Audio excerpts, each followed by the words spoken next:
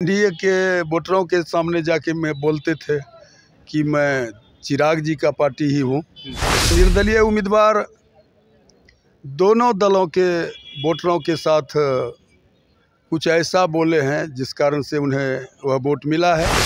हमें अगर 60,000 वोट प्राप्त हुआ है तो निश्चित रूप से एनडीए के मतदाताओं का ही मत है। हमारे स्वजाति से ही आरजेडी उम्मीदवार बीमा भारती जी हैं, उन्हें हमारे जाति का मात्र 25% मत प्राप्त हुए हैं और हमें 75% वोट मिले। नमस्कार, मैं मनीष और आप देख रहे हैं मीडिया दर्शन। रुपौली विधानसभा उपचुनाव हो गए। निर्दलीय प्रत्याशी शंकर सिंह की जीत हुई, बीमा भारती और जेडीयू के प्रत्याशी कलाधर मंडल की हार हुई। हमारे साथ कलाधर मंडल मौजूद हैं, उनसे ही बात करेंगे। आखिर हार की वजह क्या हुई, कहाँ कमी रह गई जिसकी वजह से हार हो गई? देखिए, जो मत मुझे प्राप्त हुआ है, हमें लगता है जनता का बहुत बड़ा आशीर्वाद मुझे मिला है, सहयोग मिला है। और जहाँ तक निर्दलीय उम्मीदवार की जीत की है, तो निर्दलीय उम्मीदवार दोनों दलों के वोटरों के साथ कुछ ऐसा बोले हैं जिस कारण से उन्हें वह वोट मिला है। अब जैसे राजद के वोटरों के सामने वो बोला करते थे कि जीतकर मैं राजद में ही जाऊंगा, और एनडीए के वोटरों के सामने जाके मैं बोलते थे कि मैं चिराग जी का पार्टी ही हूँ। कभी कभी कहते थे मैं जो है दोस्ताना लड़ाई लड़ रहा हूँ।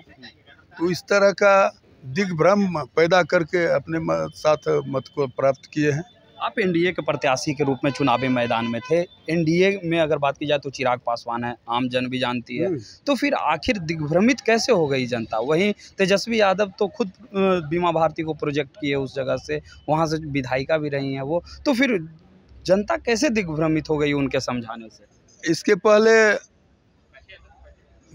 निर्दलीय उम्मीदवार जो है शंकर सिंह, वो लोजपा के उम्मीदवार रह चुके थे अगले बार, जो दूसरे स्थान पर थे।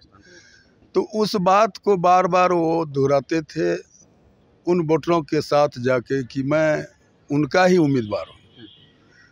तो लोग वोटर्स तो हमको लगता है कि 80% गांव घर क्षेत्र के हैं और जो भोला होते हैं, और वो इनके बहकावे में या भुलावे में पड़ के उन्हें वोट किया है।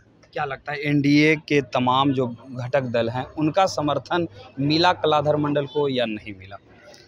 निश्चित रूप से हमें अगर 60,000 वोट प्राप्त हुआ है तो निश्चित रूप से एनडीए के मतदाताओं का ही मत है।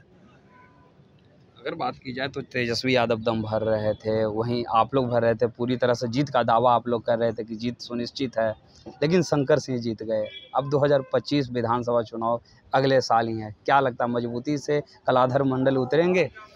निश्चित रूप से। आप मत का जो अंतर रह चुका है जीत और हार में, इसको आप भी भली भांति देख रहे हैं। बहुत बड़ा अंतराल नहीं है। तो और ना ही पहले भी मैं मानता था कि मैं चुनाव नहीं जीत रहा हूँ, पहले भी मान रहा था कि मैं चुनाव जीत रहा हूँ, और अभी भी कहता हूँ जो अंतराल है वह धोखे से हुआ है। इसको पाटने में हमें बहुत मेहनत नहीं लगेगा, और उसके लिए मैं बहुत मेहनत करने के लिए तैयार हूँ। इस खाई को भरकर मैं आगे बढ़ने का काम करूँगा। क्या लगता है जातिगत समीकरण जो है वो सही ढंग से सटीक बैठ पाया या नहीं? निश्चित रूप से। जैसे हमारे स्वजाति से ही आरजेडी उम्मीदवार बीमा भारती जी हैं, उन्हें हमारे जाति का मात्र 25% मत प्राप्त हुए हैं और हमें 75% वोट मिला है। तो वह समीकरण तो काम किया है।